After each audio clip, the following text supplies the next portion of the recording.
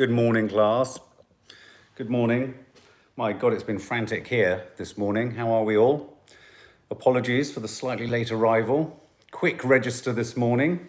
It's been a very, very frantic morning even before school. You see, before you students even get to class, often us teachers have had a full day's work already, whether it be marking your work or marking what you call your work or dealing with just the normal things of everyday life. Now, a couple of things first. Toffee is unwell today, so she's sent a letter in sick. She's not feeling too good. People don't need to get overly worried or infer that she hasn't been well or happy for a long, long time. She's absolutely fine in herself, but we're going to tell you more about that after we've read the register. So, is Leo Vibe Feeler here, please? What's that, Leo? Are you here? Are you here, Leo? Here. Oh, you are here. Yes, Leo, if you come to the front of the class, I'll give you the toilet roll and you can go to the loo. Bearing in mind, there's not an awful lot of toilet roll left in the UK. Hayley Marie. Here. Claire Smiley. Here. Christine Fletcher. Oh, Christine Fletcher? Christine Fletcher. Charlotte Roberts. Here. Selena Lou Fogg. Selena Lou Fogg, are you here? Selena Lou Fogg? No. Yeah. Oh, you are here. Sharon Elston, are you here? Here. Sky Elise? Here. Good. A. Alex. Here. Julie Neal? Julie Neal? Here. Francisca Bastos, very, very kind of you to join us. What's been the problem this week? I'll be seeing you after registration and before maths. We need to have a bit of a chat. Felicity Cook? Here. It's only me. Here. Yeah, you could sound a little bit more enthusiastic about being here, guys. Good to see Stuart G, better late than never. And Alice Kearney, thank you for sharing your presence with us. If only they were presents, just your presence. Maggie N here, sir. Good. Anyone else who's late, I will put a circle in the register and a letter will be heading home to your parents. As you know, it's Friday, it's the weekend. It means that Week of Dawn Claricoats, you do not need to tell me you bunked off yesterday. We all were quite aware that you bunked off yesterday. And do you know how we knew, Dawn Claricoats? No giggling, no laughter, and no rustling of crisp packets. Anyone who's thought it was a good idea to bring food to school, this is not a restaurant or a chicken shop. Please drop the food in the bin on the way out. Andrea Liberadsky, better late than never. Mrs. Pilling, you can stay at the back of the class. And you two at the back there, Jodie and Debbie Hollidge, whatever you two are finding so interesting, would you mind sharing it? Why don't you stand up and share it with the rest of the class, Jodie? You're always very vocal, Jodie, aren't we? Okay, funky kids, on this one occasion, that's fine. The foods are in your packed lunch. Okay, and Shara Louie, if I hear you say bum bum one more time, I'm standing up here at the front trying to get you into your day, and there's you just making bum bum sounds. All I've got to say to you is, guys, Gabrielle, can I leave early today, sir? Only with a letter from your parents. Text them. In fact, everyone give me your phones now. Sir, Nicola Sinnott is flirting again. She's always flirting. Nicola, you're going to have to sit at the back of the class. This is unacceptable. Okay, I love the way you're... Look, Dawn Claricoats, will you please not call Millie Parfit a creep? This is getting out of hand in here, class. All of you, calm down. Right, we have approximately 26 minutes before first lesson. As I said earlier, we have some sad news. And it is sad news.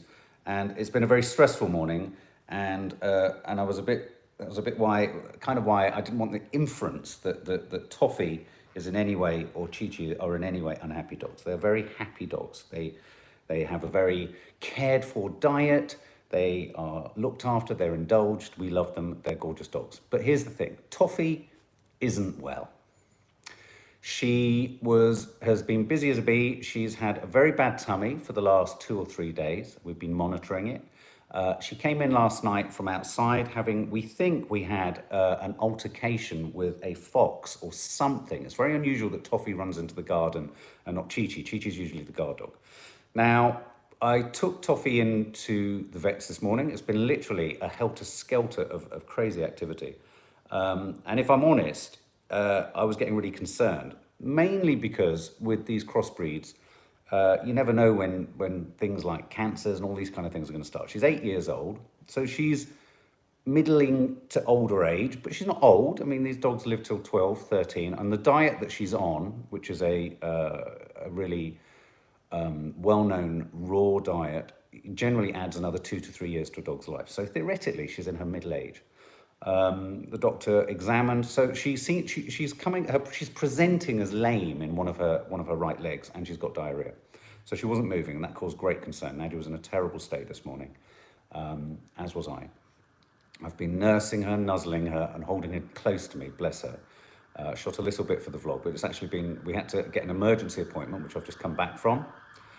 And he looked at her legs, and the theory could be she's either taken a knock in the garden, which has hurt her rear left leg, her left hind leg. And the vet wonders whether it could be she's got low-level arthritis in those back legs, which apparently is quite normal for cockapoos, or certainly poodles as well, because they like to bounce around and jump around on their back legs. She's busy all the time. We call her rabbit legs because she's like Thumper. So we think she might have taken a knock. So it could be a cruciate ligament, which we're going to find out on Monday. If she's not improved by Monday, then we're going to take her in for an X-ray. But that will account for her. Now, in terms of the comments that were coming up earlier about her always looking down and always that kind of stuff, I had to put a stop to that just because I didn't like the inference there. When we shoot all of the stuff with Toffee, she's an incredibly playful, growly dog. She's very guarding of her esophaguses and all that kind of stuff. And that's all we ever feature when we feature in the Who Let the Dogs Out. She's an incredibly possessive dog. She's an incredibly sort of growly dog, but she's also an incredibly lovely dog. So I just didn't want that narrative to continue because it's false and it's not, you know, it's just not nice, is it? So we're worried about Toffee and we're concerned for her. I'm looking at her now and she's sat over there in the corner. I've just put some digestive sort of stabilizer in her food. She's just eaten that. She's having a bit of a doze. She's had an injection and all that sort of stuff. So it's all in hand. But yeah, as I said in the vlog, and you'll see it when it comes through, you realise quite quickly, don't you? Oh my God, how quickly things can shift as soon as a key part of your family, even if it's a pet, wobbles a bit. So that accounts for the slightly later thing. Becky Hicks, Toffee is well loved. Anyone can see that. Both your dogs are incredibly loved and cared for. Ignores those. Yeah, no, I wasn't even suggesting that. Whoever it was suggesting otherwise. It was just I just felt someone was just labouring a point, and sometimes I know what that's about. Sarah Elliott, they're so precious, absolutely. Andrew Crash, how is Kiki coping about Toffee as Toffee? Well, Andrew Crash, actually, Toffee is officially Maddie's dog and Chi-Chi is officially Kiki's dog.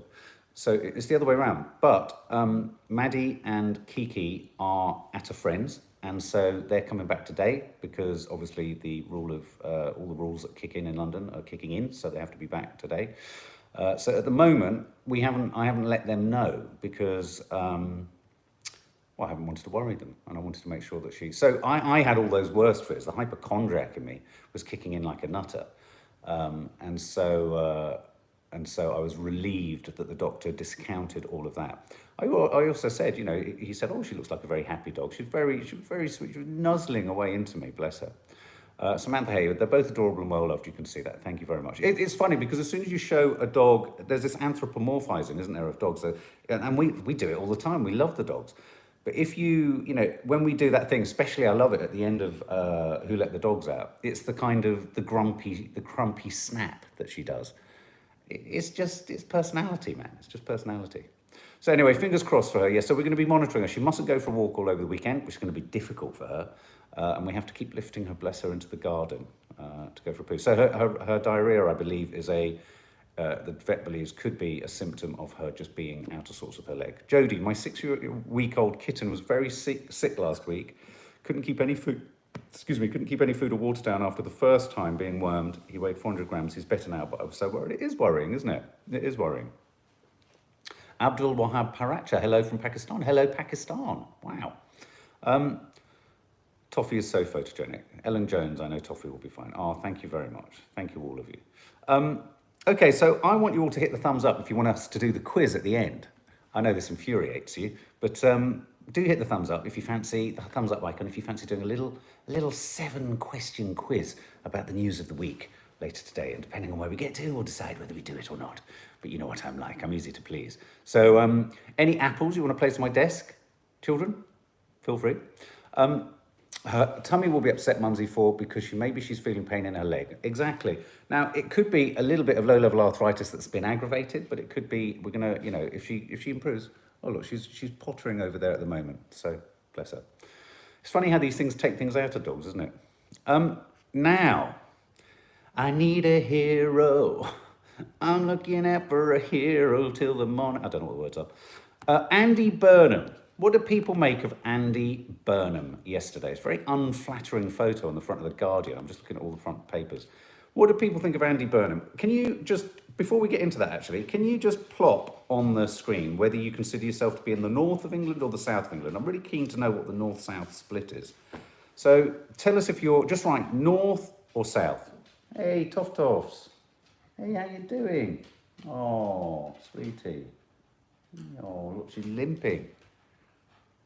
Oh, bless her. You need to go out again. Excuse me. Oh. Yeah. Bad tummy. Did you see her hobble out? See her hobble out? Oh, bless her. Oh, don't. She's just out of sorts. Oh, look. Oh, there she goes. I just saw her just trot off in the background. Sorry, so north. Okay, yes, of course. You might not live in the north or the south, but the east and the west. Let's have a look. North, south, lots of south, quite a few norths. Scotland. Oh, okay, so Scotland kind of, the north-south thing kicks in again once you get past the border, doesn't it, really? That's the most she's moved this morning, which is really good news. It happened on screen, guys. I'm really chuffed.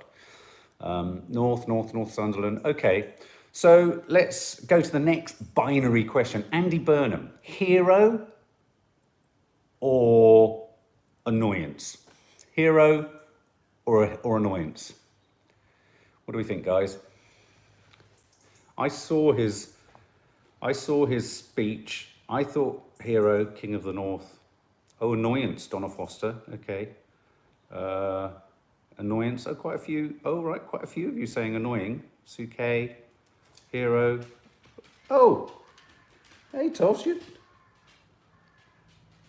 That's the most she's moved. Manchester Mayor Cadagel, hero. I'm surprised there's quite a few. Definitely not a hero. Why do you say that? Can you? People are saying he's an annoyance. Okay, not a hero. We need to question the decisions. Needs to be Prime Minister, Woo Muck. Yeah, I mean, I think what worked for him yesterday, and I think the reason he's being sort of talked in these terms, is he's probably the first person I've seen on the political stage to talk about this crisis, which is a political and social crisis as well as a medical crisis, with some real emotion. You know, I felt there was some authenticity. He was really feeling it. He's really sort of fighting. Andy Burnham was the mayor of Manchester. It was just quite compelling. And I just, you know, when you think of documentaries like The Social Dilemma and you look at the way in which people's political opinions are more sort of polemic, and we've talked about it here sometimes, how if you go to social media for one type of political belief, often the algorithms will just keep pumping you with the same, so people become more entrenched in their thinking. You know, I think it was intriguing to see someone talking from the heart when I don't feel like I've seen a single governmental minister. And what I was most shocked by was because there was a lot of heart for Boris. I didn't even see that particularly from Boris after he got well. You know, all of our prayers were with him at that point. So whether he's a hero or not a hero, and whether he's right or wrong, I mean, I've just heard on the radio on the way back from the vets that the government are going to, you know, enforce Tier 3 if they can't arrive at an agreement with Andy Burnham and the other leaders in Manchester. Now, that's quite fearsome talk. I mean, that's sort of central government saying we're going to override regional management. Oh, here we go. Maggie N. Let's have a listen. I'm in Greater Manchester, and as much as I believe he is speaking from the heart, my belief is in lockdown. So it's a hero. So it's a hero for his stance, but I don't agree with it. Yeah, I mean, correct me if I'm wrong. I think he's not entirely disagreeing with the idea necessarily of a circuit breaker or a lockdown, but I think he wants, if what he's arguing is that if Manchester goes into a tier 3, which it's on the cusp of, can there be some special dispensation specifically financially for that region? He feels like there has been for other sectors of society. So, you know, I think there's that. Donna Foster, I think all of them, left, right, red and blue, are all out for themselves. It's just all political now. All of them, Andy, Boris, the lot of them are power-hungry twats with their own agenda. Do you really think that? Are we naive to trust that Andy Burnham, I don't know, I just saw him on the steps. It felt like something out of Gotham City, didn't it? It felt like, it's the first time I've ever sort of, in British history, having looked at British history and British politics over the years and really followed it, you know, he kind of by invoking the canary in the mine shaft, he's also kind of knocking on the door of the Thatcher coal mine, the mining strikes and all that kind of history, isn't he? I mean, you could argue he's stoking up a bit of, I mean, how much is what he's doing stoking up north-south discontent as much as what the perception of Boris Johnson's doing? I suppose you could argue that, couldn't you? Do we think, here's another, I like asking you questions, yes or no? Do you guys think that the north-south divide is becoming more extreme? Yes or no? Selena Wright, he's fighting for the same furlough in the north as there is in the south, from 80 to 63% of help with wages. I mean, oh, yeah, let's have a look. Yes, yes, yes. VAR, sadly, yes. Yes, more extreme. Yeah. And I think there's going to be, yeah, so it's very much a yes. No, oh, okay, Epsington, a media construction. Do you think?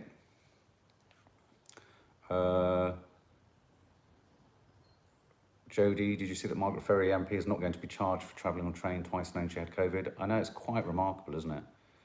I saw a wedding party with 100 guests, I think in Southall, was criminally closed, you know, was done for criminality, wasn't it? Now, so yes, I mean, I think I talked about, blow me on trumpet here, but I think I talked about the possibility of there being, you know how we've talked a lot about the worry, I have this worry that there'll be a generational resentment, if you like, from the young to the old, and there's already one from the old to the young. I mean, it's not us favouring the young above the old at all. I think we can well hear how the older quarters are frustrated and furious with young people. I think we just sometimes don't really sort of want to hear the fact that there are some justified emotional feelings in the young. That's all, trying to balance it out. But I did say a long time ago, there's the young-old conflict, and then there's the north-south conflict that could become a thing. And I do really worry that the country is splitting somewhat along all sorts of strange lines. I mean, apparently in Scotland, I don't know if any of our Scottish followers here, is the push for Scottish independence, I think it's gaining some traction, isn't it? I think Nicola Sturgeon, I'm not suggesting for a minute that she's using this crisis to sort of amplify Scotland's capacity to look after itself, though in many regards, I think she's done precisely that, indirectly, because we've had such sort of random leadership down here. Do any of our Scottish followers and any of our English followers, do we think that Scotland will vote to leave the Union soon?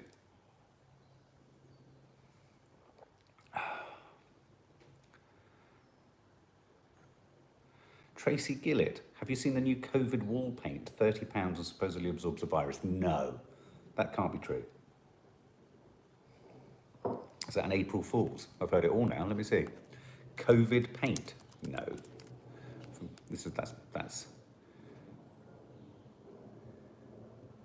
air purifying paint found to kill related strain in under 15 minutes. You're right. The Daily Mail. Good God. Absorbs pollutants and odours. Air purifying paint will be sold in the UK next year from £30 a can, and it's found to kill a strain of coronavirus. Don't know if it's the coronavirus. Wow, by a company called Airlight. My God, you're right. I didn't know that. Tracy Gillett, thank you for that. Batsy Owl, just saying that an apocalypse is coming. Maybe, you know, as humans, we're drawn to the idea that, you know, apocalypses and the end of things is always going to be dramatic. Maybe this is it. Maybe it's just going to be a damp fizzle. Maybe it's just going to be a sort of slow motion like that.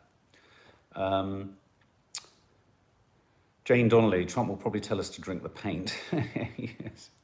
Yeah, no, that's crazy. COVID and normal flu are now being combined to keep stats high.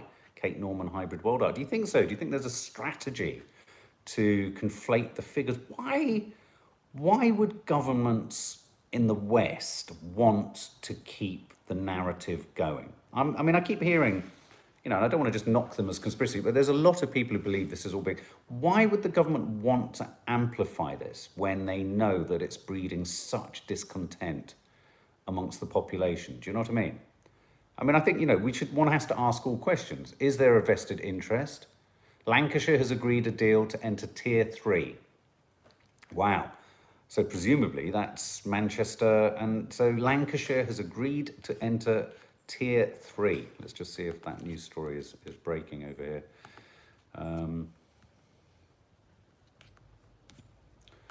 So that's literally just come up on my news alert.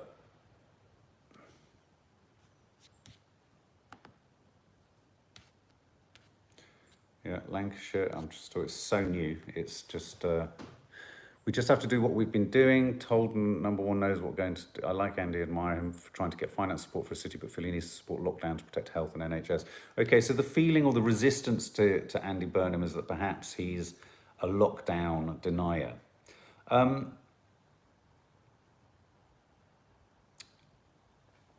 What about this as a question?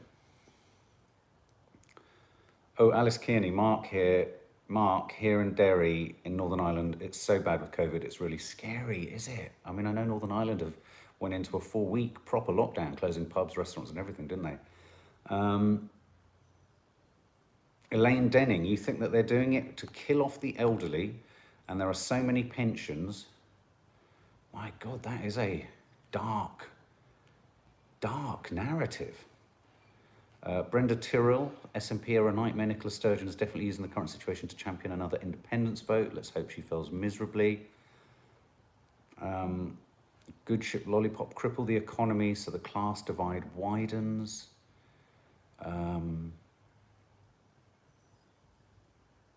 Probably will be a circuit breaker lockdown in Wales. I mean, Rees-Mogg was describing Wales as almost a communist state, wasn't he, in the House of Commons yesterday. Felicity Cook, Melbourne, Australia is still in lockdown after 14 weeks. Wow. It's just crazy. I'm just trying to find the breaking news about Lancashire. Let me just, Lancashire Tier 3. Let's.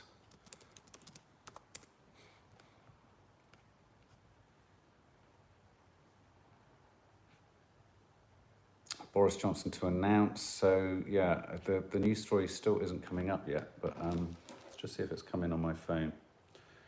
Oh, here we go. Lancashire moves to high. Lancashire has agreed a deal. Oh, that's all it says, literally, to enter Tier 3, as we saw.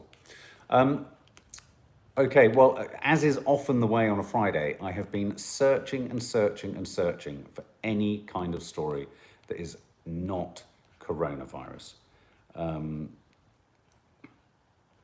Kelly Osbourne is shopping in the kids section of shops because she's struggling to find clothes that fit.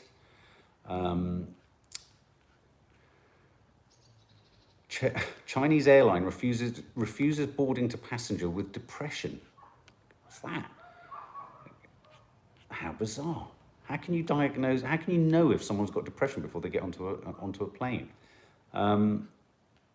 Viewers, I thought this was funny. Now, do we think that in Donald Trump was doing his NBC town hall debate, and apparently there was a woman in the back of shot out of focus nodding so vehemently that she distracted virtually every single viewer. And throughout apparently people were tweeting all over town. And I saw a clip of this, but do check it out. Just over Trump's shoulder, there's a woman nodding so vehemently. I always think about that. You know, I always wonder how considered the background audiences are in these setups. I remember once being in the audience for Whose Line Is It Anyway? Does anyone remember that show in the 80s, 90s? And I had to sit right behind Clive Anderson's head. And I remember doing that a lot because I wanted to be noticed. So I think she's obviously just trying to get noticed, really. What other bits and bobs are there? Missing lemur from San Francisco Zoo is found by a 5-year-old boy. That's sweet, isn't it? That's an end finally. There is going to be a little quiz at the end.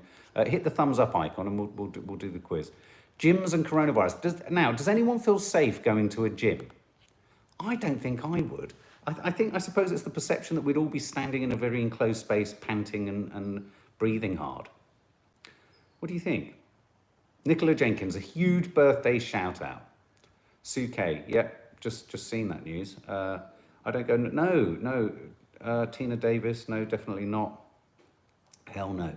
I know there's something about, I mean, I know anyway, there's a piece here talking about what are the facts? What does the science tell us? You do exercise rigorously. That does mean you breathe rapidly. We could expect, potentially produce droplets or aerosols. There are lots of parts of gyms that people touch. I mean, to be honest with you, whenever I've gone to a gym, I've always felt like I have to clean everything down before I use it anyway. Here we go. Bars and pubs to close in Lancashire as it moves into Tier 3.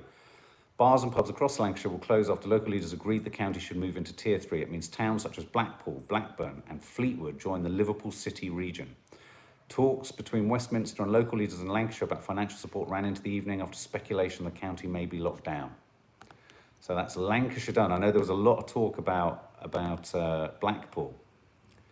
But yeah, gyms. I just think, there's a study out from the American Defense Committee saying that airplanes aren't risky. I mean, this is when I start to not know whether we should trust any of the news because, of course, do various industries have vested interests in people saying they're not actually dangerous? Do you know what I mean? So I personally couldn't do a gym. There's a number of people wanting to push for a circuit breaker in every children's holidays. Now, I think the danger with that, of just coinciding it with kids' holidays like half term and Christmas, is that you're essentially saying to children that whenever you're out of school, you can't have any fun with anyone else. And I'm not saying that's not necessarily the right thing, but you've then got to think about the mental health of our children. It's like what is it, whack-a-mole? As soon as you hit one thing, the next thing comes up, and if you hit one thing, another section of society goes up, and you hit another thing. I mean, I do wonder whether this regional differences is working. You do just wonder whether there needs to be a sort of one size fits all.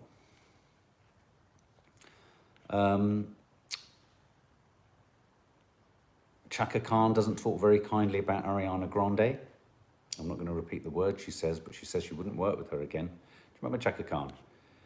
She was kind of strange in the 80s. I always found her she always seemed out of it, sort of as she sang her I'm Every Woman.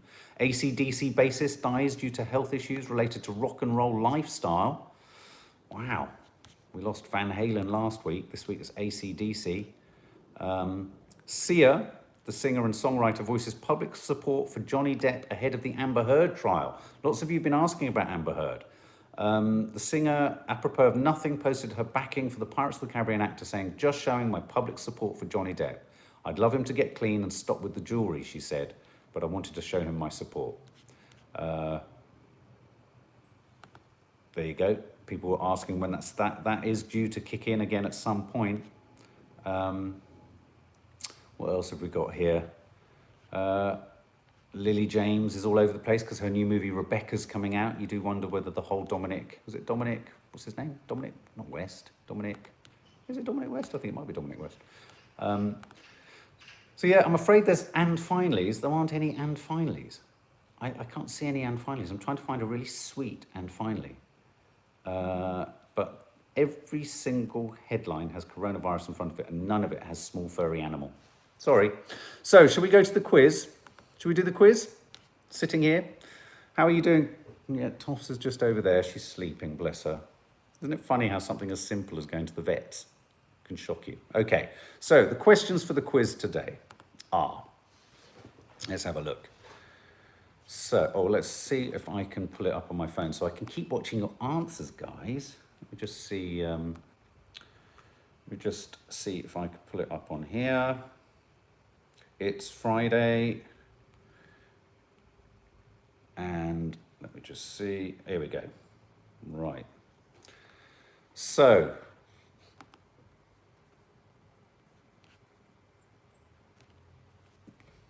Anne Murray, Dominic Cummings did say in March the young would have to be saved. Millie Parfitt, you have to take all 5 of your rabbits to the vets today for their checkups. Oh, ready, sir? Everyone in class in ready? We know, if you, we know how, if you do well at this, it's going to point towards whether you're going to be able to do well in your GCSEs or whether we should advise that you should be homeschooled. Okay, question number 1. Everyone ready? Everyone ready? Go on, get the thumbs up over 200 and we'll start. Come on, ready? Oh, look, you're all ready, Mark Okabe, you're ready. Good. Hazel Caldera, got sharpened your pencils? Have you got your backup pencils? Have you got your rubbers? Have you got your protractors? Can't find your pen, sir. Polythene pen, 1 minute to find your pen. You should always pack your pencil case before you leave home. You shouldn't be looking in it once you arrive in class, should you? That lets down you, and it lets down the class. You know that. You know that. Okay, so question number 1. It's always relating to what's happened in the week before. Footballer Marcus Rashford and celebrity cook Mary Berry made headlines when the Queen's birthday honours were announced. But of the following arts and entertainment figures, listen carefully, of the following arts and entertainment figures, 3 of them, who was appointed to the highest rank of these 3? Cressida Cowell, writer of How to Train Your Dragon, Derek Evans, otherwise known as Mr. Motivator, or Tony Hatch, composer of the Neighbours, Emmerdale and Crossroads themes. Who was awarded the highest rank of those 3? Cressida Cowell, Mr. Motivator, or Tony Hatch? Some of you saying Tony Hatch. Quite a few of you saying Mr. Motivator. Tony Hatch. I think the majority of you are saying Tony Hatch. Oh, Mr. Motivator, a few of you. Tony Hatch it is. Composer of the Neighbours. I didn't realise Neighbours wrote Emmerdale and Crossroads. Down, down, down, down, down. Down, down, down, down, bow, bow, bow. Do you remember Crossroads? In the UK, it used to be a sitcom, and like one name would come in that way, and then the next one would come in that way. Okay, so I'm just trying to get, oh no, what's happened here? Trying to go through to Tony, yeah, Tony Hatch, correct. Next. Oh, come on, my phone isn't working, so let's try it here. Correct. Next. Okay, an overdue book that should have been returned in December 1962 was left in Middlesbrough Central Library's return box. The poetry anthology The Buried Stream was said to be in pristine condition, but who wrote it? W.H. Auden, Geoffrey Faber, or Philip Larkin? I wouldn't have known this one. Bloody hell. Overdue book, returned in 1962. The Buried Stream was written by who? God, that was a hard one. If you get this, you can go home early today. Philip Larkin. Oh, your parents, they fuck you up.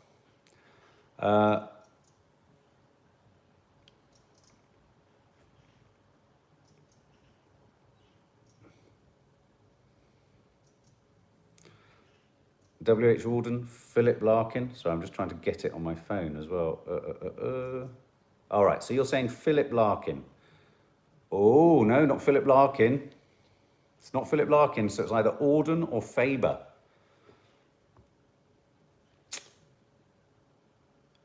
Alice Kearney, you're right, it's Faber. Okay, question 3. Oh my God, this isn't easy either. What's these? These are hard. The BBC's not having fun this week. The Roman Catholic Church took a step closer to canonising its first millennial patron saint, i.e. making a saint of someone from now, with the beatification of an Italian teenager who spread the faith online. But what miracle did Carlo Acutis do, who died in 2006? What miracle is attributed to Carlo Acutis, who would be the most modern-day saint to enter the Roman Catholic Church? He died in 2006. What did Carlo Acutis do? Cured a French nun of Parkinson's disease, cured a Brazilian boy dying from a rare pancreatic disease, or healed a pregnant woman with unstoppable internal bleeding? Bloody hell. Bloody hell, guys. Sorry about that. I think the BBC's got, I don't know, second, cured the boy. Let's cure the Brazilian boy. You're right, whoever said that. Cured, that's quite something, isn't it? I mean, that's an interesting story. Don't get me wrong. But I sure as hell didn't see that in the news this week. So they took a step closer to turning an Italian teenager into a saint because he cured a boy who was dying from a rare pancreatic disease. How did he do it? Acutis is said to have intervened from heaven to help the boy, who was said to have been cured after coming into contact with a piece of one of the Italian's old T-shirts. Acutis, who was 15 when he died of leukemia, has been dubbed the patron saint of the internet, having recorded purported miracles online and helped run websites for Catholic organisations. Do you believe it? Jesus. Okay. Kim Jong-un. Kim Jong-un. North Korea rolled out long-range ballistic missiles larger than any previously seen in the country. He's got big missiles, Kim Jong-un. I've heard that about him. He's got very big missiles. During a nighttime parade in Pyongyang. But what was the event celebrating? So why did Kim Jong-un roll out or display his enormous missiles? For what event? Was it the 70th anniversary of the Korean People's Army? Was it the 75th anniversary of the Workers' Party? Or was it the 105th anniversary of the birth of the country's founder, Kim Il-sung? So was it the 70th anniversary of the Korean People's Army, 75th anniversary of the Workers' Party, or the 105th anniversary of the birth of the country's founder? 105th is a curious one. Do you think it's the 105th? Who said that? Alice Kearney? Kim Il-sung, Julie Neal? Let's check it out. A few of you saying that? No. It was the 75th anniversary of the Workers' Party. I might have gone for the 105th because it sounds so odd that you would celebrate 105 of anything. Do you know what I mean? This is a very tough quiz this week. Sorry about this one. Okay, next one. With leisure pursuits curtailed by coronavirus restrictions in many parts of the world, some people have been spending their time and money investing in collectibles. But which gained the highest price in the past week? A first edition Pokemon card, a first edition Harry Potter and the Philosopher's Stone, or a first edition of Sir Isaac Newton's Mathematical Principles of Natural Philosophy. So which of those gained the highest price in the past week? Harry Potter, Pokemon, or Sir Isaac Newton's book on mathematical principles? You're all saying Pokemon cards. I think I'd be inclined to say that because it seems, yes. Oh my God. The rare Pokemon card sold for £173,000. Rapper Logic bought it, having spent $23,000 on a box of unopened cards the previous day. He said on Instagram he'd loved Pokemon as a child but could never afford the cards. A rare hardback edition of the first Harry Potter book sold for $60,000. I hope you've all done your homework here, and I hope you're all listening, because next week I'm expecting you to do a lot better. You have to pay more attention to the news next week. My son got loads of them. You better look at them. Yeah, so it goes back to things like Disney VHS. You can just check out all that sort of pop culture stuff. Yeah, Pokemon. Who'd have thought it? Okay, next question, number 6. Christmas was in the news, with 3 major UK retailers making ecological pledges ahead of the festive season. But what did Morrison's, Waitrose and John Lewis say they would ditch this festive season? Was it glitter in festive products, plastic toys in crackers, or plastic tubs containing chocolates? Oh, look, Jennifer Kando, Claire Hook, Joyce Dixon. Oh, you're all saying glitter. Yes, I think You're right, glitter in festive products. The retailers said their own brand Christmas products would no longer feature the tiny pieces of plastic which can wash into the environment, harm wildlife, and enter the food chain. There's so much plastic at Christmas, isn't there? There's so much plastic. I thought they were going to say something like tinsel or something like that. But yeah, whoever said glitter, you are right. Final question. Oh, I saw this story. You ready? 2 right. Well done, Kaz Seddon. An unexploded World War II bomb, the largest found in Poland, detonated during an attempt to defuse it. The device had lain for 75 years at the bottom of a Baltic Sea shipping canal. But what was this type of bomb known as? So the type of bomb that was detonated in Poland had a certain type of name. Was it Grand Slam, Tall Boy, or Upkeep? Remember, if you get 7 out of 7, you get a whole day off on Monday. Yeah, you could just lie in bed and watch Neighbours if you wish. Grand Slam, funky kids. Upkeep, whoops, whoops, Balfour. That's reality, Grand Slam. Tall Boy, says Brenda McGee, Lisa Robson. Tall Boy it is. It was a tall boy like the one above. The 12,000-pound earthquake bomb, one of the largest used during World War II, had been dropped in a raid near the port of Swinoujscie, then the German city of Swinemund. The Polish Navy put the chances of it exploding during the defusing at 50-50. Wow. It was designed to fall at high speed, penetrate the earth, explode deep underground, and cause essentially an earthquake. What a vicious, horrible thing.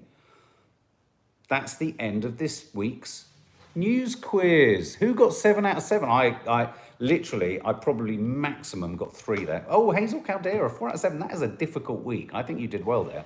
I think you did well to get 4 out of 7. 5 out of 7, Mark Oakerby. Hayley Marie, 1 out of 7. That's probably what I'd have got. 2 for Melanie Journeau. Billy Parfitt, 1. Skylay, some of them were cheating, were they? Yeah, I did notice a bit of sniggering at the back and a bit of looking over each other's shoulders. In future, don't be copying, because you know what? I saw Claire Smiley. You copied from someone the other day, and you know how I know? Because you must have copied from opposite them, because you wrote your numbers upside down. That actually happened in my class at school. My friend, Perry, wrote the numbers from the person opposite, and he wrote the numbers upside down as he saw them. Anyway, guys, lots of fun. I'm now going to go and check on the Toffs and nurse her and look after her. A vlog went up last night, full of silliness and frivolity and stupidity and loveliness. So do check it out. And it's the weekend, so lots of love. There will be a members live. I realise we haven't notified when yet. We're having to work out whether if it's not tonight, it might not be tonight. It might be tomorrow. It'll probably be tomorrow, but I will notify it on the members page, on the community page. Obviously, we're between now and Sunday, it's all the shooting of the Sunday show and all that kind of stuff. And Confessions of a Modern Parent, new podcast has just landed. If you fancy that, that's all about, have we as parents already lost the battle regarding drug taking, drugs and teenagers? Is it like, is the genie out of the bottle and is it out there? We've talked about spliff in the past, and this is more generally about what can one do in terms of telling our children to be cautious and careful around drugs, especially in this time of COVID. So do go and check that out too. Have a lovely day, guys, and thank you for all of your lovely words about Toffee, and we'll keep you posted. All right, guys, lots of love. Have a lovely day. Bye. And don't forget, guys, half term is the week after next.